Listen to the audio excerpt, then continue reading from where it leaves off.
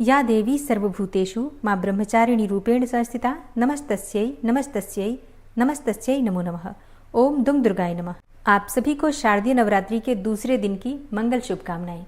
23 सितंबर 2025 को नवरात्रि की द्वितीया तिथि है, यानी कि शारदीय नवरात्रि का दूसरा दिन। तो आज माँ भगवती दुर्गा के दूसरे स्वरूप माँ ब्रह्मचारिणी की पूजा आराधना की जाएगी। इस वीडियो में आप सुनने वाले हैं दुर्गा सप्तशती का पाठ। तो दुर्गा सप्तशती का पाठ जैसे हम करते हैं प्रतिदिन, कवच, अर्गला, कीलक इत्यादि, उसके बाद हम पाठ करते हैं उस दिन का, और फिर माँ की आरती करते हैं, क्षमा प्रार्थना इत्यादि करते हैं। तो इसी विधि से आज आप इस वीडियो में पाठ सुनने वाले हैं। तो अब पूरे भक्ति भाव के साथ माँ दुर्गा का ध्यान करते हुए दुर्गा कवच के पाठ का प्रारंभ करते हैं। सबसे पहले विनियोग है ओम नमः चंडिकायै। माँ दुर्गा के चंडी रूप को हमारा नमन है। यह भगवान ब्रह्मा जी के द्वारा लिखा गया चंडी कवच है, जिसमें कुल 56 छंद हैं। चामुंडा देवता, दिग्बंध देवता, जगदम्बा माता इत्यादि का ध्यान करके हम इस दुर्गा सप्तशती के पाठ का प्रारंभ कर रहे हैं। मार्कंडेय जी पितामह ब्रह्मा जी से कह रहे हैं कि हे भगवान ब्रह्मा, जो इस विश्व में गोपनीय है वह रहस्यपूर्ण है तथा जो सभी की रक्षा करता है और हमें अधर्म से बचाता है, साथ ही जिसे आपने अभी तक किसी को दिखाया भी नहीं है, ऐसा कोई साधन या उपाय मुझे बताइए।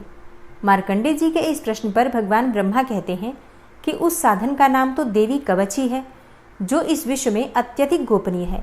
वह देवी कवच सभी का कल्याण करने वाला, पवित्रता और पुण्य देने वाला है।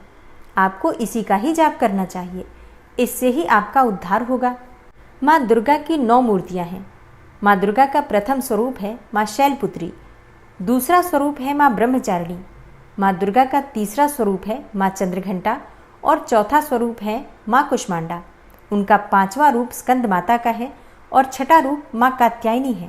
7वां स्वरूप है माँ कालरात्रि का और 8वां स्वरूप माँ महागौरी के नाम से प्रसिद्ध है। माँ दुर्गा का 9वां रूप है माँ सिद्धिदात्री। यही नव दुर्गा के रूप हैं, जिसे भगवान ब्रह्मा के द्वारा वेदों के माध्यम से बताया गया है। जो मनुष्य अग्नि में जल रहा हो, सभी ओर से शत्रुओं से घिर गया हो, विपरीत परिस्थितियों का सामना कर रहा हो, और उस समय यदि वह माँ दुर्गा की शरण में जाता है तो उसका कभी भी बुरा नहीं हो सकता है।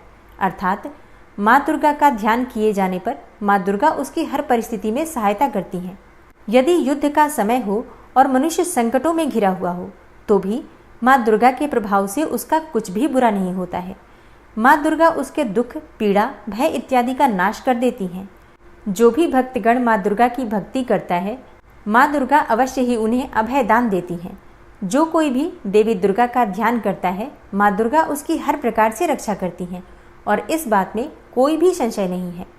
चामुंडा माता का वाहन प्रेत है और वे उस पर सवारी करती हैं। वाराही माता का वाहन भैंसा है। ऐन्द्री माता का वाहन हाथी है, तो वही वैष्णवी माता का वाहन गरुण है।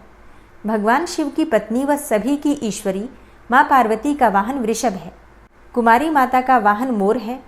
लक्ष्मी माता कमल के आसन पर विराजमान है और उन्होंने अपने हाथों में भी कमल लिया हुआ है। वे भगवान विष्णु को अत्यधिक प्रिय हैं। वृषभ पर बैठी हुई माँ पार्वती का रंग सफ़ेद है। भगवान ब्रह्मा की पत्नी माँ ब्राह्मी या माँ सरस्वती हंस पर बैठी हुई हैं और सभी प्रकार के आभूषण पहने हुए हैं। इस प्रकार से माता रानी अपने भिन्न भिन्न रूपों में सभी तरह के योग व शक्तियों को ली हुई हैं। उन्होंने कई प्रकार के आभूषण व रत्न पहने हुए हैं, जो उनकी शोभा को बढ़ा रहे हैं। माँ दुर्गा का एक रूप अत्यधिक क्रोध में रथ पर बैठा हुआ दिखाई देता है, जो दुष्टों का नाश करने के लिए है। वे अपने हाथ में शंख, सुदर्शन चक्र, गदा, हल, मूसल इत्यादि लिए हुए हैं। इसके अलावा उन्होंने अपने हाथों में खेटक, तोमर, परशु, पाश, त्रिशूल तथा उत्तम कोटि का धनुष भी लिया हुआ है। माँ दुर्गा दैत्यों, दुष्टों व राक्षसों का नाश कर देती हैं, भक्तों का कल्याण करती हैं तथा देवताओं का सदैव हित करती हैं। इसी उद्देश्य के तहत ही उन्होंने भिन्न भिन्न भांति के अस्त्र शस्त्र लिए हुए हैं। माँ दुर्गा के महारुद्र, प्रलयंकारी, पराक्रमी, महाशक्तिशाली, अत्यधिक उत्साही तथा भय का नाश कर देने वाले इस रूप को हम सभी नमस्कार करते हैं। माँ देवी के उस प्रलयंकारी रूप की ओर देखना भी बहुत मुश्किल है, जो शत्रुओं का भय बढ़ाने का कार्य करता है। पूर्व दिशा में इंद्री देवी मेरी रक्षा कीजिए, आग्नेय दिशा में अग्नि देवी मेरी रक्षा कीजिए, दक्षिण दिशा में वाराही माता, नैऋत्य कोण में खड़ग धारिणी माँ, पश्चिम दिशा में वारुणी देवी और वायव्य कोण में मृगवाहिनी देवी मेरी रक्षा कीजिए। उत्तर दिशा में माँ कुमारी, ईशान कोण में शूलधारिणी, आकाश से अर्थात ऊपर से माँ ब्रह्माणी तथा नीचे अर्थात पाताल लोक से माँ वैष्णवी मेरी रक्षा कीजिए। राक्षसों के शवों को अपने वाहन के रूप में उपयोग में लाने वाली माँ चामुंडा देवी, आप दशों दिशाओं से मेरी रक्षा कीजिए। आगे से माँ जया तथा पीछे से माँ विजया आप मेरी रक्षा कीजिए। माँ अजिता मेरे वाम भाग में और दक्षिण दिशा में अपराजिता देवी मेरी रक्षा करें। मेरे शिखा की रक्षा उद्योतिनी देवी और माँ उमा मेरे सिर की रक्षा करें अर्थात उसमें वास करें। आप मेरे ललाट की मालाधारी के रूप में और भौहों का यशस्विनी के रूप में संरक्षण करें। भौहों के बीच में त्रिनेत्र के रूप में और नाक की यम घंटा के रूप में रक्षा करें। दोनों आँखों के बीच में शंख माता के रूप में और कानों की द्वारवासिनी के रूप में रक्षा करें। मेरे कपाल की कालिका के रूप में और कानों के मूल की शांकरी देवी रक्षा करें। नासिका की सुगंधा देवी और होंठ के ऊपरी भाग की चर्चिका देवी रक्षा करें। होंठ के निचले भाग की रक्षा अमृत कला देवी और जीभ की सरस्वती देवी रक्षा करें। मेरे दांतों की कुमारी देवी, कंठ की चंडिका देवी, घंटिका की चित्रघंटा देवी और तालु की महामाया देवी रक्षा करें। मेरी ठोड़ी की कामाक्षी देवी, वाणी की सर्वमंगला देवी, ग्रीवा की भद्रकाली तथा मेरुदंड की धनुर्धारी देवी रक्षा करें। बाहरी कंठ की नीलग्रीवा देवी, कंठ नलिका की नलकूबरी, कंधों की खड़गनी देवी और भुजाओं की वज्रधारिणी देवी रक्षा करें।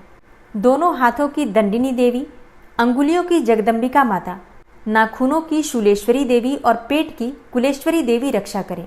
स्तनों की महादेवी, मन की शोक विनाशिनी देवी, हृदय की ललिता देवी और उदर की शूलधारिणी देवी रक्षा करें। नाभि की कामिनी देवी, गुहा की गुहेश्वरी देवी, लिंग की पूतना व कामिका देवी तथा गुदा की महिषवासिनी देवी रक्षा करें। कटिभाग की भगवती देवी, घुटनों की विंध्यवासिनी देवी, जांघों की महाबला देवी रक्षा करें और सभी कामनाओं को पूरा करें। मेरी घुट्टियों की नारसिंही देवी, पैरों के आगे भाग की तेजसी देवी, पैरों की उंगलियों की श्री देवी और पैरों के तले की तलवासिनी देवी रक्षा करें। पैरों के नाखूनों की दृष्टा कराली देवी, केशों की ऊर्ध्वकेशिनी देवी, रोम छिद्रों की कौबेरी देवी तथा त्वचा की बागीश्वरी देवी रक्षा करें। माँ पार्वती देवी मेरे रक्त, मांस, हड्डियों इत्यादि की रक्षा करें। आंतों की कालरात्रि देवी और पित्त की मुकुटेश्वरी देवी रक्षा करें। पद्म कोशों की माँ पद्मावती देवी, कफ की चूड़ामणि देवी, नाखूनों की धार की ज्वालामुखी देवी और शरीर की संधियों की अभेद्या देवी रक्षा करें। मेरे वीर्य की रक्षा माँ ब्रह्माणी देवी, छाया की छत्रेश्वरी देवी तथा धर्मधारिणी देवी मेरे अहंकार व मन और बुद्धि की रक्षा करें। हे माँ दुर्गा, आप मेरे प्राणों, व्यान, उदान की समान रूप से रक्षा करें। वज्रहस्ता देवी मेरे प्राणों की रक्षा करें और मेरा कल्याण करें।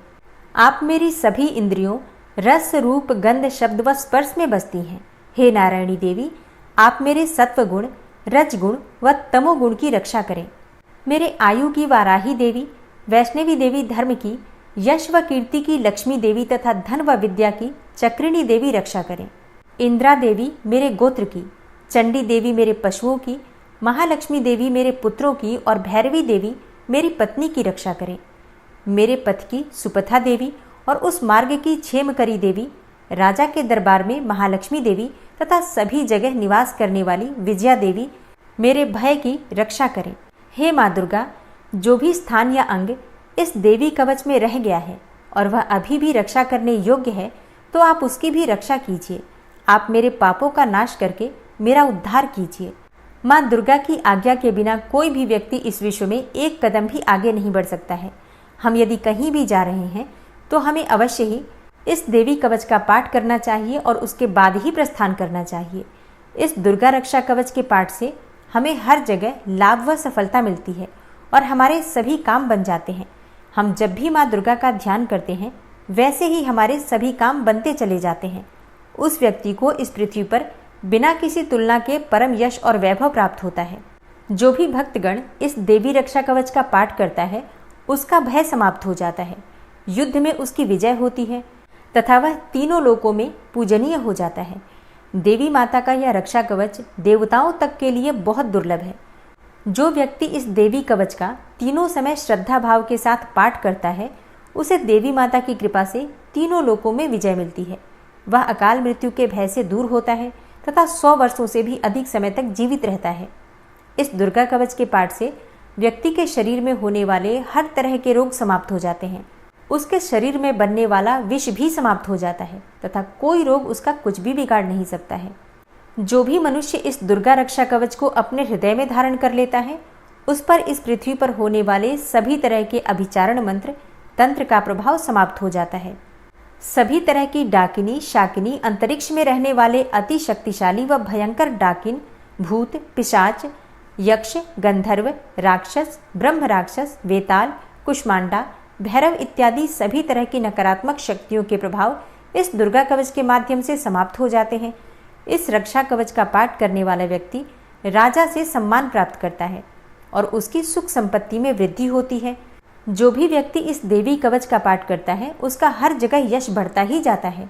और जो भी इस कवच का 7 बार जाप करता है, उसका वंश इस पृथ्वी के अंत तक रहता है। इसके पश्चात जब उसकी मृत्यु हो जाती है, तब वह माँ दुर्गा के आशीर्वाद से परम स्थान को प्राप्त करता है, जो देवताओं को भी अत्यंत दुर्लभ है। उसे महामाया का प्रसाद मिलता है और उसकी मुक्ति हो जाती है। वह माँ दुर्गा के आशीर्वाद से सुंदर रूप को धारण करता है और भगवान शिव के समान आनंद प्राप्त करता है। श्री देवी दुर्गा कवच संपूर्ण हुआ। और अब पूरे भक्तिभाव से माँ दुर्गा का ध्यान करके अर्गला स्तोत्र का पाठ करते हैं। ओम नमः चंडिकायै। माँ चंडिका देवी को नमस्कार है।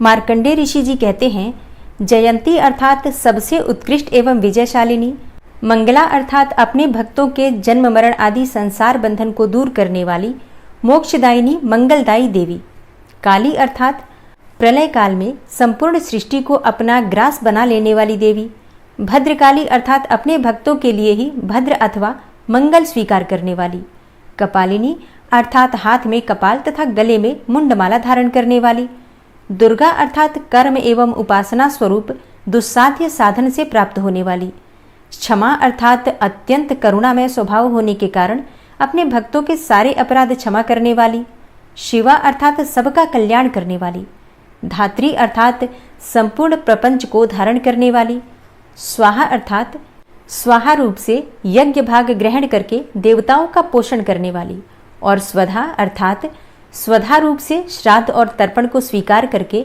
पितरों का पोषण करने वाली। इन नामों से प्रसिद्ध हे जगदम्बिके, तुम्हें मेरा नमस्कार है। हे देवी चामुंडे, तुम्हारी जय हो। संपूर्ण प्राणियों की पीड़ा हरने वाली देवी, तुम्हारी जय हो। सब में व्याप्त रहने वाली देवी, तुम्हारी जय हो। हे कालरात्रि, तुम्हें नमस्कार है। मधु और कैटब को मारने वाली तथा ब्रह्मा जी को वरदान देने वाली देवी, तुम्हें नमस्कार है। तुम मुझे रूप दो, जय दो, यश दो और काम क्रोध आदि शत्रुओं का नाश करो। महिषासुर का नाश करने वाली तथा भक्तों को सुख देने वाली हे देवी, तुम्हें नमस्कार है। तुम रूप दो, जय दो, यश दो और काम क्रोध आदि शत्रुओं का नाश करो। रक्त बीज का वध और चंडमुंड का विनाश करने वाली हे देवी, तुम रूप दो, जय दो, यश दो और काम क्रोध आदि शत्रुओं का नाश करो। शुंभ और निशुंभ तथा धूम्रलोचन का मर्दन करने वाली हे देवी, तुम रूप दो, जय दो, यश दो और काम क्रोध आदि शत्रुओं का नाश करो। सबके द्वारा वंदित युगल चरणों वाली तथा संपूर्ण सौभाग्य प्रदान करने वाली हे देवी, तुम रूप दो, जय दो, यश दो और काम क्रोध आदि शत्रुओं का नाश करो। हे देवी, तुम्हारे रूप और चरित्र अचिंत्य हैं। तुम समस्त शत्रुओं का विनाश करने वाली हो। तुम रूप दो, जय दो, यश दो और काम क्रोध आदि शत्रुओं का नाश करो। पापों को दूर करने वाली हे चंडिके, जो भक्तिपूर्वक तुम्हारे चरणों में सर्वदा मस्तक झुकाते हैं, उन्हें रूप दो, जय दो, यश दो और उनके काम क्रोध आदि शत्रुओं का नाश करो। रोगों का नाश करने वाली हे चंडिके, जो भक्तिपूर्वक तुम्हारी स्तुति करते हैं, उन्हें रूप दो, जय दो, यश दो और उनके काम क्रोध आदि शत्रुओं का नाश करो। हे चंडिके, इस संसार में जो भक्तिपूर्वक तुम्हारी पूजा करते हैं, उन्हें रूप दो, जय दो, यश दो और उनके काम क्रोध आदि शत्रुओं का नाश करो। मुझे सौभाग्य और आरोग्य दो, परम सुख दो। रूप दो, जय दो, यश दो और मेरे काम क्रोध आदि शत्रुओं का नाश करो। जो मुझसे द्वेष रखते हों, उनका नाश और मेरे बल की वृद्धि करो। रूप दो, जय दो, यश दो और मेरे काम क्रोध आदि शत्रुओं का नाश करो।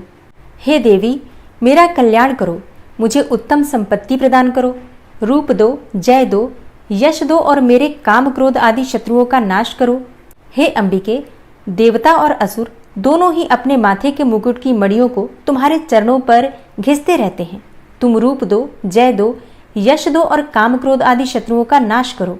तुम अपने भक्तजनों को विद्वान, यशस्वी और लक्ष्मीवान बनाओ तथा रूप दो, जय दो, यश दो और उनके काम क्रोध आदि शत्रुओं का नाश करो। प्रचंड दैत्यों के दर्प का दलन करने वाली हे चंडिके, मुझ शरणागत को रूप दो, जय दो, यश दो और मेरे काम क्रोध आदि शत्रुओं का नाश करो। चतुर्मुख ब्रह्मा जी के द्वारा प्रशंसित चार भुजाधारिणी हे परमेश्वरी, तुम रूप दो, जय दो, यश दो और काम क्रोध आदि शत्रुओं का नाश करो। हे देवी अंबिके, भगवान विष्णु नित्य निरंतर भक्ति पूर्वक तुम्हारी स्तुति करते रहते हैं। तुम रूप दो, जय दो, यश दो और काम क्रोध आदि शत्रुओं का नाश करो। हिमालय कन्या पार्वती के पति महादेव जी के द्वारा प्रशंसित होने वाली हे परमेश्वरी, तुम रूप दो, जय दो, यश दो और काम क्रोध आदि शत्रुओं का नाश करो। शचीपति इंद्र के द्वारा सद्भाव से पूजित होने वाली हे परमेश्वरी, तुम रूप दो, जय दो, यश दो और काम क्रोध आदि शत्रुओं का नाश करो। प्रचंड भुजदंडों वाले दैत्यों का घमंड चूर करने वाली हे देवी, तुम रूप दो, जय दो, यश दो और काम क्रोध आदि शत्रुओं का नाश करो। हे देवी अंबिके, तुम अपने भक्तजनों को सदा असीम आनंद प्रदान करती रहती हो। मुझे रूप दो, जय दो, यश दो और मेरे काम क्रोध आदि शत्रुओं का नाश करो। मन की इच्छा के अनुसार चलने वाली मनोहर पत्नी प्रदान करो, जो दुर्गम संसार सागर से तारने वाली तथा उत्तम कुल में उत्पन्न हुई हो। जो मनुष्य इस अर्गला स्तोत्र का पाठ करके सप्तशती रूपी महास्तोत्र का पाठ करता है, वह सप्तशती की जप संख्या से मिलने वाले श्रेष्ठ फल को प्राप्त होता है। साथ ही वह प्रचुर संपत्ति भी प्राप्त कर लेता है। अर्गला स्तोत्र संपूर्ण हुआ और अब आप सुनेंगे कीलक स्तोत्र। ओम नमः चंडिकायै। मार्कंडेय ऋषि जी कहते हैं, चंडिका देवी को नमस्कार है। विशुद्ध ज्ञान ही जिनका शरीर है, तीनों वेद ही जिनके तीनों दिव्य नेत्र हैं, और जो कल्याण प्राप्ति के हेतु हैं तथा अपने मस्तक पर अर्धचंद्र का मुकुट धारण करते हैं, उन भगवान शिव को नमस्कार है। मंत्रों का जो अभी कीलक है, अर्थात मंत्रों की सिद्धि में विघ्न उपस्थित करने वाले शाप रूपी कीलक का जो निवारण करने वाला है, उस सप्तशती स्तोत्र को संपूर्ण रूप से जानना चाहिए और जानकर उसकी उपासना करनी चाहिए। यद्यपि सप्तशती के अतिरिक्त अन्य मंत्रों के जप में भी जो निरंतर लगा रहता है, वह भी कल्याण का भागी होता है। उसके भी उच्चाटन आदि कर्म सिद्ध होते हैं तथा उसे भी समस्त दुर्लभ वस्तुओं की प्राप्ति हो जाती है। तथापि जो अन्य मंत्रों का जप न करके केवल इस सप्तशती नामक स्तोत्र से ही देवी की स्तुति करते हैं, उन्हें स्तुति मात्र से ही सच्चिदानंद स्वरूपिणी देवी सिद्ध हो जाती हैं। उन्हें अपने कार्य की सिद्धि के लिए मंत्र, औषधि तथा अन्य किसी साधन के उपयोग की आवश्यकता नहीं रहती। बिना जप के ही उनके उच्चाटन आदि समस्त अभिचारिक कर्म सिद्ध हो जाते हैं। इतना ही नहीं, उनकी संपूर्ण अभिष्ट वस्तुएं भी सिद्ध हो जाती हैं। लोगों के मन में यह शंका थी कि जब केवल सप्तशती की उपासना से अथवा सप्तशती को छोड़कर अन्य मंत्रों की उपासना से भी समान रूप से सब कार्य सिद्ध होते हैं, तब इनमें श्रेष्ठ कौन सा साधन है। लोगों की इस शंका को सामने रखकर भगवान शंकर ने अपने पास आए हुए जिज्ञासुओं को समझाया कि यह सप्तशती नामक संपूर्ण स्तोत्र ही सर्वश्रेष्ठ एवं कल्याणमय है। तदनंतर भगवती चंडिका के सप्तशती नामक स्तोत्र को महादेव जी ने गुप्त कर दिया। सप्तशती के पाठ से जो पुण्य प्राप्त होता है, उसकी कभी समाप्ति नहीं होती, परंतु अन्य मंत्रों के जप से उत्पन्न पुण्य की समाप्ति हो जाती है। अतः भगवान शिव ने अन्य मंत्रों की अपेक्षा जो सप्तशती की ही श्रेष्ठता का निर्णय किया, उसे यथार्थ ही जानना चाहिए। अन्य मंत्रों का जप करने वाला पुरुष भी यदि सप्तशती के स्तोत्र और जप का अनुष्ठान कर ले, तो वह भी पूर्ण रूप से ही कल्याण का भागी होता है। इसमें तनिक भी संदेह नहीं है। जो साधक कृष्ण पक्ष की चतुर्दशी अथवा अष्टमी को एकाग्रचित्त होकर भगवती की सेवा में अपना सर्वस्व समर्पित कर देता है और फिर उसे प्रसाद रूप से ग्रहण करता है, उसी पर भगवती प्रसन्न होती हैं, अन्यथा उनकी प्रसन्नता नहीं प्राप्त होती। इस प्रकार सिद्धि के प्रतिबंधक रूप कील के द्वारा महादेव जी ने इस स्तोत्र को कीलित कर रखा है। जो पूर्वोक्त रीति से निष्कीलन करके इस सप्तशती स्तोत्र का प्रतिदिन स्पष्ट उच्चारण पूर्वक पाठ करता है, वह मनुष्य सिद्ध हो जाता है। वही देवी का पार्षद होता है और वही गंधर्व भी होता है। सर्वत्र विचरते रहने पर भी इस संसार में उसे कहीं भी भय नहीं होता। वह अपमृत्यु के वश में नहीं पड़ता तथा देह त्यागने के बाद वह मोक्ष प्राप्त कर लेता है। अतः कीलन को जानकर उसका परिहार करके ही सप्तशती का पाठ आरंभ करें। जो ऐसा नहीं करता उसका नाश हो जाता है। इसलिए कीलक और निष्कीलन का ज्ञान प्राप्त करने पर ही यह स्तोत्र निर्दोष होता है और विद्वान पुरुष इस निर्दोष स्तोत्र का ही पाठ आरंभ करते हैं। स्त्रियों में जो कुछ भी सौभाग्य आदि दृष्टिगोचर होता है वह सब देवी के प्रसाद रूप का ही फल है। अतः इस कल्याणमय स्तोत्र का सदा जाप करना चाहिए। इस स्तोत्र का मंद स्वर से पाठ करने पर स्वल्प फल की प्राप्ति होती है और उच्च स्वर से पाठ करने पर पूर्ण फल की सिद्धि होती है। अतः उच्च स्वर से ही इसका पाठ आरंभ करना चाहिए। जिनके प्रसाद से ऐश्वर्य, सौभाग्य, आरोग्य, संपत्ति, शत्रुनाश तथा परम मोक्ष की भी सिद्धि होती है, उस कल्याणमयी जगदम्बा की स्तुति मनुष्य क्यों नहीं करते। कीलक स्तोत्र संपूर्ण हुआ। दुर्गा सप्तशती का दूसरा और तीसरा अध्याय। तो सबसे पहले आप सुनेंगे दूसरा अध्याय और उसके बाद तीसरे अध्याय का पाठ श्रवण करेंगे। और दूसरे अध्याय में देवताओं के तेज से देवी का प्रादुर्भाव और महिषासुर की सेना के वध के बारे में वर्णन किया गया है। तो पाठ सुनने से पहले माँ भगवती जगदम्बा का अपने मन में स्मरण कीजिए। ओम नमः चंडिकाय इस मंत्र का उच्चारण करके भक्तिभाव से इस कथा का श्रवण करते हैं। ऋषि कहते हैं, पूर्व काल में देवताओं और असुरों में पूरे 100 वर्षों तक घोर संग्राम हुआ था। उसमें असुरों का स्वामी महिषासुर था और देवताओं के नायक इंद्र थे। उस युद्ध में देवताओं की सेना महाबली असुरों से परास्त हो गई और संपूर्ण देवताओं को जीतकर महिषासुर इंद्र बन बैठा। तब पराजित देवता प्रजापति ब्रह्मा जी को आगे करके उस स्थान पर गए जहां भगवान शंकर और विष्णु विराजमान थे। देवताओं ने महिषासुर के पराक्रम तथा अपनी पराजय का यथावत वृतांत उन दोनों देवेश्वरों से विस्तार पूर्वक कह सुनाया। वे बोले, हे भगवान, महिषासुर सूर्य, इंद्र, अग्नि, वायु, चंद्रमा, यम, वरुण तथा अन्य देवताओं के भी अधिकार छीनकर स्वयं ही सबका अधिष्ठाता बना बैठा है। उस दुरात्मा महिष ने समस्त देवताओं को स्वर्ग से निकाल दिया है। अब वे मनुष्यों की भांति पृथ्वी पर विचरण करते हैं। दैत्यों की यह सारी करतूत हमने आप लोगों से कह सुनाई है और अब हम आप ही की शरण में आए हैं। उसके वध का कोई उपाय सोचिए। तब इस प्रकार देवताओं के वचन सुनकर भगवान विष्णु और शिव ने दैत्यों पर बड़ा क्रोध किया। उनकी भौहें तन गई और मुंह टेढ़ा हो गया।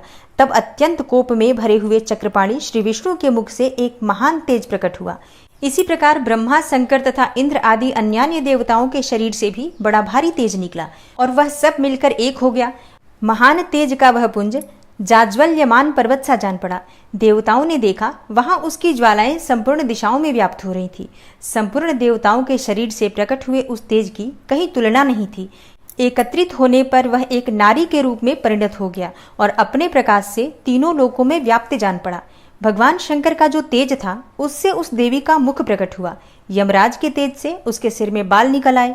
श्री विष्णु भगवान के तेज से उसकी भुजाएं उत्पन्न हुई।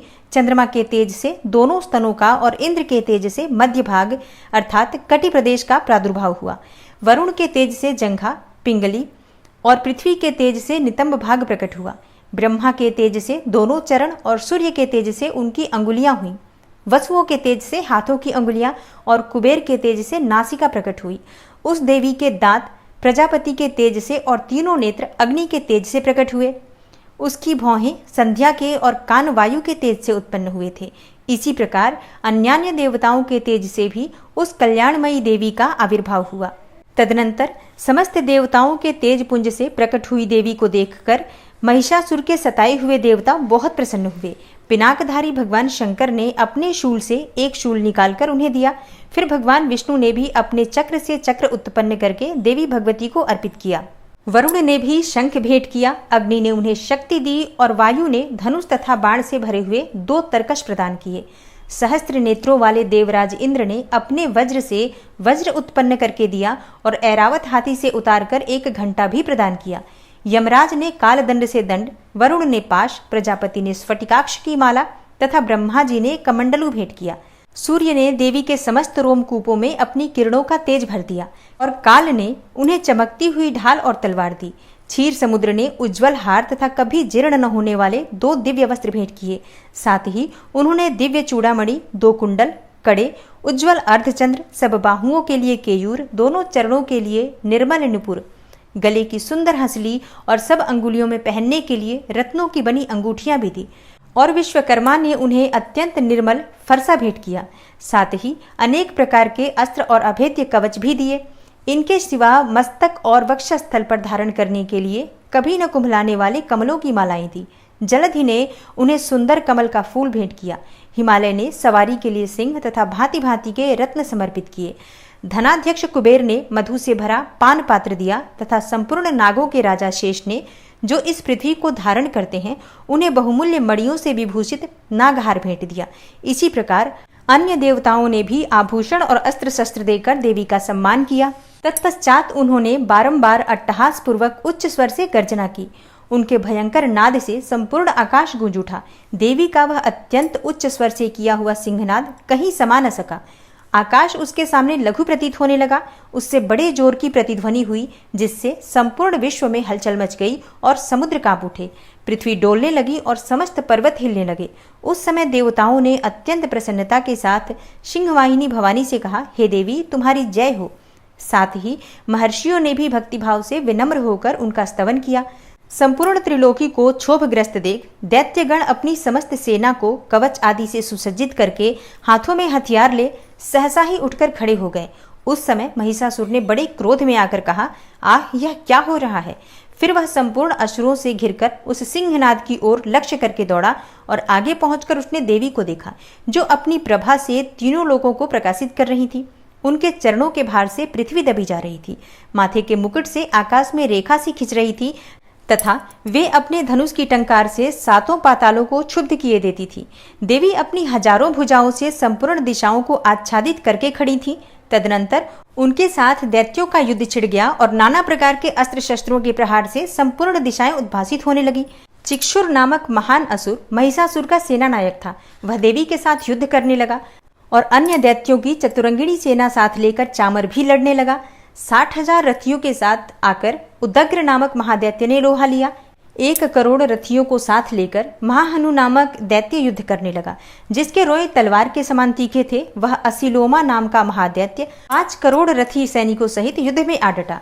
60 लाख रथियों से घिरा हुआ बास्कल नामक दैत्य भी उस युद्ध भूमि में लड़ने लगा। परिवारित नामक राक्षस हाथी सवार और घुड़सवारों के अनेक दलों तथा 1 करोड़ रथियों की सेना लेकर युद्ध करने लगा। विडाल नामक दैत्य 5 अरब रथियों से घिरकर लोहा लेने लगा। इनके अतिरिक्त और भी हजारों महादैत्य रथ, हाथी और घोड़ों की सेना साथ साथ लेकर वहां देवी के साथ युद्ध करने लगे।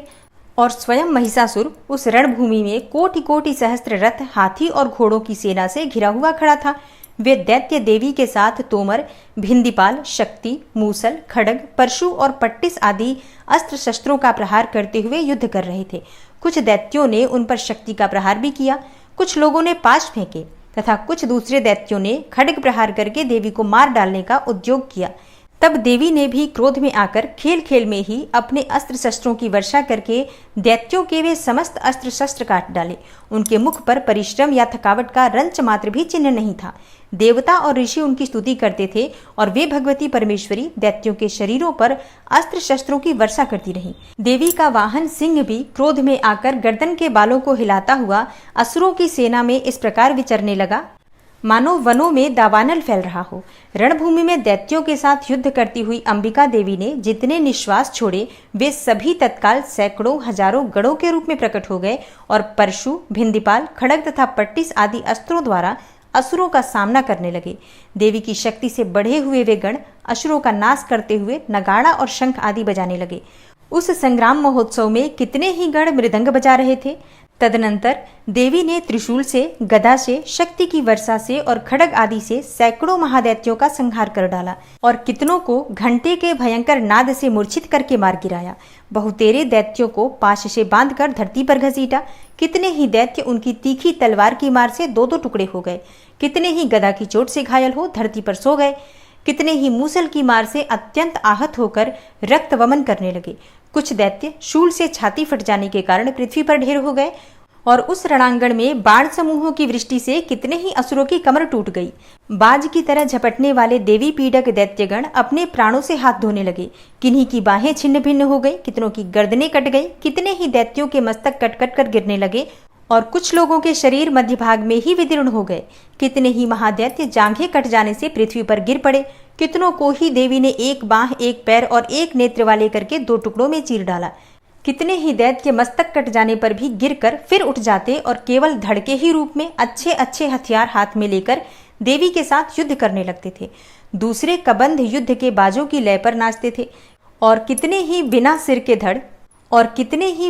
के धड़ हाथों में खड्ग, शक्ति और रिष्टि लिए दौड़ते थे तथा दूसरे दूसरे महादैत्य ठहरो ठहरो यह कहते हुए देवी को युद्ध के लिए ललकारते थे। जहां वह घोर संग्राम हुआ था वहां की धरती देवी के गिराए हुए रथ, हाथी, घोड़े और असुरों की लाशों से ऐसी पट गई थी कि वहां चलना फिरना असंभव हो गया था। दैत्यों की सेना में हाथी, घोड़े और असुरों की शरीर से इतनी अधिक मात्रा में रक्तपात हुआ था कि थोड़ी ही देर में वहां खून की बड़ी बड़ी नदियां बहने लगी। जगदम्बा ने असुरों की विशाल सेना को क्षण भर में नष्ट कर दिया, ठीक उसी तरह जैसे तृण और काठ के भारी ढेर को आग कुछ ही क्षणों में भस्म कर देती है। और वह सिंह भी गर्दन के बालों को हिला हिलाकर जोर जोर से गर्जना करता हुआ दैत्यों के शरीरों से मानो उनके प्राण चुन लेता था। वहां देवी के गणों ने भी उन महादैत्यों के साथ ऐसा युद्ध किया जिससे आकाश में खड़े हुए देवता गण उन पर बहुत संतुष्ट हुए और फूल बरसाने लगे। इस प्रकार श्री मार्कंडेय पुराण में सावर्णिक मनवंतर की कथा के अंतर्गत देवी महात्म्य में महिषासुर की सेना का वध नामक दूसरा अध्याय पूरा हुआ। और अब आप सुनेंगे दुर्गा सप्तशती का तीसरा अध्याय। और दुर्गा सप्तशती के तीसरे अध्याय में सेनापतियों सहित महिषासुर के वध का वर्णन किया गया है। ऋषि कहते हैं, दैत्यों की सेना को इस प्रकार तहस नहस होते देखकर महादैत्य सेनापति चिक्षुर क्रोध में भरकर अंबिका देवी से युद्ध करने के लिए आगे बढ़ा। वह असुर रणभूमि में देवी के ऊपर इस प्रकार बाणों की वर्षा करने लगा जैसे बादल मेरुगिरी के शिखर पर पानी की धार बरसा रहा हो। तब देवी ने अपने बाणों से उसके बाण समूह को अनायास ही काटकर उसके घोड़ों और सारथी को भी मार डाला। साथ ही उसके धनुष तथा अत्यंत ऊंची ध्वजा को भी तत्काल काट गिराया। धनुष कट जाने पर उसके अंगों को अपने बाणों से बींध डाला। धनुष, रथ, घोड़े और सारथी के नष्ट हो जाने पर वह असुर ढाल और तलवार लेकर देवी की ओर दौड़ा। उसने तीखी धार वाली तलवार से सिंह के मस्तक पर चोट करके देवी की भी बाईं भुजा में बड़े वेग से प्रहार किया। ऋषि आगे कहते हैं, हे राजन, देवी की बाह पर पहुंचते ही वह तलवार टूट गई। फिर तो क्रोध से लाल आंखें करके उस राक्षस ने सूल हाथ में ले लिया और उसे उस महादैत्य ने भगवती भद्रकाली के ऊपर चलाया। वह शूल आकाश से गिरते हुए सूर्यमंडल की भांति अपनी तेज से प्रज्वलित हो उठा। उस शूल को अपनी ओर आते देख देवी ने भी शूल का प्रहार किया। उससे राक्षस के शूल के सैकड़ों टुकड़े हो गए। साथ ही महादैत्य चिक्षुर की भी धज्जियां उड़ गई और वह अपने प्राणों से हाथ धो बैठा। महिषासुर के सेनापति उस महापराक्रमी चिक्षुर के मारे जाने पर देवताओं को पीड़ा देने वाला चामर हाथी पर चढ़कर आया। उसने भी देवी के ऊपर शक्ति का प्रहार किया, किंतु जगदम्बा ने उसे अपने हुंकार से ही आहत एवं निष्प्रभ करके तत्काल पृथ्वी पर गिरा दिया। शक्ति टूटकर गिरी हुई देखकर चामर को बड़ा क्रोध हुआ। अब उसने शूल चलाया, किंतु देवी ने उसे भी अपने बाणों द्वारा काट डाला। इतने में ही देवी का सिंह उछलकर हाथी के मस्तक पर चढ़ बैठा और उस दैत्य के साथ खूब जोर लगाकर बाहु युद्ध करने लगा।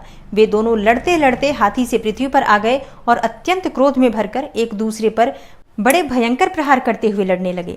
तदनंतर सिंह बड़े वेग से आकाश की ओर उछला और उधर से गिरते समय अपने पंजों की मार से चामर का सिर धड़ से अलग कर दिया। इसी प्रकार उद्दग्र भी शिला और वृक्ष आदि की मार खाकर रणभूमि में देवी के हाथों से मारा गया तथा कराल भी दांतों, मुक्कों और थप्पड़ों की चोट से धराशायी हो गया। क्रोध में भरी हुई देवी ने गदा की चोट से उद्धत का कचूमर निकाल डाला। भिंदीपाल से वाष्कल को तथा बाणों से ताम्र और अंधक को मौत के घाट उतार दिया। 3 नेत्रों वाली परमेश्वरी ने त्रिशूल से उग्रास्य, उग्रवीर्य तथा महाहनु नामक दैत्य को मार डाला और तलवार की चोट से विडाल के मस्तक को धड़ से काट गिराया। दुर्धर और दुर्मुख इन दोनों को भी अपने बाणों से यमलोक भेज दिया। इस प्रकार अपनी सेना का संहार होता हुआ देखकर महिषासुर ने भैंसे का रूप धारण करके देवी के गणों को त्रास देना आरंभ किया। किन्हीं को थुथुन से मारकर, किन्हीं के ऊपर खुरों का प्रहार करके, किन्हीं किन्हीं को पूंछ से चोट पहुंचाकर, कुछ को सींगों से विदीर्ण करके, कुछ गणों को वेग से, किन्हीं को सिंहनाद से, कुछ को चक्कर देकर और कितनों को निश्वास वायु के झोंके से धराशायी कर दिया। इस प्रकार गणों की सेना को गिराकर वह असुर महादेवी के सिंह को मारने के लिए झपटा। इससे जगदम्बा को बड़ा क्रोध हुआ। उधर महापराक्रमी महिषासुर भी क्रोध में भरकर धरती को खुरों से खोदने लगा तथा अपने सींगों से ऊंचे ऊंचे पर्वतों को उठाकर फेंकने और गरजने लगा। उसके वेग से चक्कर देने के कारण पृथ्वी क्षुब्ध होकर फटने लगी और उसकी पूंछ से टकराकर समुद्र सब ओर से धरती को डुबोने लगा। हिलते हुए सींगों के आघात से विदीर्ण होकर बादलों के टुकड़े टुकड़े हो गए। उसके श्वास के प्रचंड वायु के वेग से उड़े हुए सैकड़ों पर्वत आकाश से गिरने लगे। इस प्रकार क्रोध में भरे हुए उस महादैत्य को अपनी ओर आते देखकर चंडिका ने उसका वध करने के लिए महान क्रोध किया। उन्होंने पाश फेंककर उस महान असुर को बांध लिया। उस महासंग्राम में बंध जाने पर उसने भैंसे का रूप त्याग दिया और तत्काल सिंह के रूप में प्रकट हो गया। उस अवस्था में जगदम्बा ज्यों ही उसका मस्तक काटने के लिए उद्यत हुई, त्यों ही वह खड्गधारी पुरुष के रूप में दिखाई देने लगा। तब देवी ने तुरंत ही बाणों की वर्षा करके ढाल और तलवार के साथ उस पुरुष को भी बींध डाला। इतने में ही वह महान गजराज के रूप में परिणत हो गया तथा अपनी सूंड से देवी के विशाल सिंह को खींचने और गर्जने लगा। खींचते समय देवी ने तलवार से उसकी सूंड काट डाली। तब उस महादैत्य ने पुनः भैंसे का शरीर धारण कर लिया और पहले की ही भांति चराचर प्राणियों सहित तीनों लोकों को व्याकुल करने लगा। तब क्रोध में भरी हुई जगन्माता चंडिका बारंबार उत्तम मधु का पान करने लगी और लाल आंखें करके हंसने लगी। उधर वह बल और पराक्रम के मद से उन्मत्त हुआ राक्षस गर्जने लगा और अपने सींगों से चंडी के ऊपर पर्वतों को फेंकने लगा। उस समय देवी अपने बाणों के समूहों से उसके फेंके हुए पर्वतों को चूर्ण करती हुई बोली। बोलते समय उनका मुख मधु के मद से लाल हो रहा था और वाणी लड़खड़ा रही थी। देवी ने कहा, ओ मूढ़, मैं जब तक मधु पीती हूं तब तक तू क्षण भर के लिए खूब गर्ज ले। मेरे हाथ से यहीं तेरी मृत्यु हो जाने पर अब शीघ्र ही देवता भी गर्जना करेंगे। ऋषि कहते हैं, यो कहकर देवी उछली और उस महादैत्य के ऊपर चढ़ गई। फिर अपने पैर से उसे दबाकर उन्होंने शूल से उसके कंठ में आघात किया। तब उनके पैर से दबा होने पर भी महिषासुर अपने मुख से दूसरे रूप में बाहर होने लगा। अभी आधे शरीर से ही वह बाहर निकलने पाया था कि देवी ने अपने प्रभाव से उसे रोक दिया। आधा निकला होने पर भी वह महादैत्य देवी से युद्ध करने लगा। तब देवी ने बहुत बड़ी तलवार से उसका मस्तक काट गिराया। फिर तो हाहाकार करती हुई दैत्यों की सारी सेना भाग गई तथा संपूर्ण देवता अत्यंत प्रसन्न हो गए। देवताओं ने दिव्य महर्षियों के साथ दुर्गा देवी का स्तवन किया। गंधर्वराज गाने लगे तथा अप्सराएं नृत्य करने लगी। इस प्रकार श्री मार्कंडेय पुराण में सावर्णिक मनवंतर की कथा के अंतर्गत देवी महात्म्य में महिषासुर वध नामक तीसरा अध्याय पूरा हुआ। ओम नमः चंडिकायै। और अब आप सुनेंगे माँ दुर्गा की आरती। ओम जय अम्बे गौरी मैया, जय श्यामा गौरी मैया जी को निश दिन ध्यावत, तुमको निश दिन ध्यावत, हरि ब्रह्मा शिवरी। ओम जय अम्बे गौरी। मांग सिंदूर बिराजत, टीको मृग मद को, उज्ज्वल से दो नैना, चंद्र बदन नीको। ओम जय अम्बे गौरी। कनक समान कलेवर, रक्तांबर राजे, रक्त पुष्प गले माला, कंठन पर साजे। ओम जय अम्बे गौरी। के हरि वाहन राजत, खड्ग खपर धारी, सुर नर मुनि जन सेवत, तिनके दुख हारी। ओम जय अम्बे गौरी। कानन कुंडल शोभित, नासाग्रे मोती, कोटिक चंद्र दिवाकर, राजत समज्योति। ओम जय अम्बे गौरी। शुंभ निशुंभ विडारे, महिषासुर घाती, धूम्र विलोचन नैना, निशिदिन मदमाती। ओम जय अम्बे गौरी। 64 योगिनी मंगल गावे, नृत्य करत भैरो मैया, नृत्य करत भैरो, बाजत ताल मृदंगा, अरु बाजत डमरू। ओम जय अम्बे गौरी। भुजाचार अति शोभित, खड्ग खपर धारी, मन वांछित फल पावत सेवत नर नारी। ओम जय अम्बे गौरी। कंचन थाल विराजत अगर कपूर बाती, श्रीमाल के तुम राजत कोटि रतन ज्योति। मैया जय अम्बे गौरी। श्री अम्बे जी की आरती जो कोई नर गावे, कहत शिवानंद स्वामी भजत हरि हर स्वामी। मनवांछित फल पावे। ओम जय अम्बे गौरी। जय अम्बे गौरी मैया जय श्यामा गौरी। मैया जी को निश दिन ध्यावत, तुमको निश दिन ध्यावत, हरि ब्रह्मा शिवरी। ओम जय अम्बे गौरी। ओम जय अम्बे गौरी। मैया जय श्यामा गौरी। माँ की आरती करने के बाद क्षमा प्रार्थना ज़रूर करनी चाहिए। तो दोनों हाथ जोड़कर माँ से क्षमा प्रार्थना करते हैं। हे परमेश्वरी, मेरे द्वारा दिन रात बहुत से अपराध होते रहते हैं। मुझे अपना दास समझकर मेरे उन अपराधों को आप कृपापूर्वक क्षमा करिए। हे परमेश्वरी, मैं आवाहन करना नहीं जानता, विसर्जन करना भी नहीं जानता तथा पूजा करने का ढंग भी नहीं जानता। हे माँ, मुझे क्षमा करिए। हे देवी सुरेश्वरी, मैंने जो मंत्रहीन अर्थात ना मंत्रों को जानता हूँ, क्रियाहीन अर्थात ना क्रियाओं को जानता हूँ और भक्तिहीन अर्थात ना भक्ति के प्रकार जानता हूँ, तो मैंने जो मंत्रहीन, क्रियाहीन और भक्तिहीन पूजन किया है वह सब आपकी कृपा से पूरे हों। सैकड़ों अपराध करने के बाद भी जो आपकी शरण में आके जगदम्बा कहकर पुकारता है, उसे वह गति प्राप्त होती है जो ब्रह्मा आदि देवताओं के लिए भी पाना आसान नहीं है। हे जगदम्बिके, मैं अपराधी हूँ किंतु आपकी शरण में आया हूँ। इस समय दया का पात्र हूँ, आप जैसा चाहें वैसा करें। हे देवी परमेश्वरी, अज्ञानवश भूल से या बुद्धि भ्रष्ट होने के कारण मैंने जो भी न्यूनता या अधिकता कर दी हो वह सब क्षमा करें और प्रसन्न हो। हे सच्चिदानंद स्वरूपा परमेश्वरी, जगन माता कामेश्वरी, आप प्रेम पूर्वक मेरी यह पूजा स्वीकार करें और मुझ पर प्रसन्न रहें। हे देवी सुरेश्वरी, आप गोपनीय से भी गोपनीय वस्तु की रक्षा करने वाली हैं। मेरे निवेदन किए हुए इस जप को ग्रहण करिए। आपकी कृपा से मुझे सिद्धि की प्राप्ति हो। इस प्रकार क्षमा प्रार्थना मंत्र के पाठ से दुर्गा माता आपके जाने अनजाने में हुए सारे अपराधों को क्षमा करेंगी और उनकी कृपा सदैव आपके ऊपर बनी रहेगी। तो दोस्तों, ये है आज की वीडियो। उम्मीद करती हूँ आपके लिए उपयोगी होगी। अगर वीडियो अच्छी लगी हो तो लाइक कीजिए, संभव हो तो शेयर भी कीजिए और चैनल पर पहली बार आए हैं तो सब्सक्राइब करके बेल आइकन को ज़रूर प्रेस कर लीजिए अगर आपको आज की वीडियो अच्छी लगी है तो। मिलते हैं मैं आपसे अगली वीडियो में, तब तक के लिए जय श्री राधे।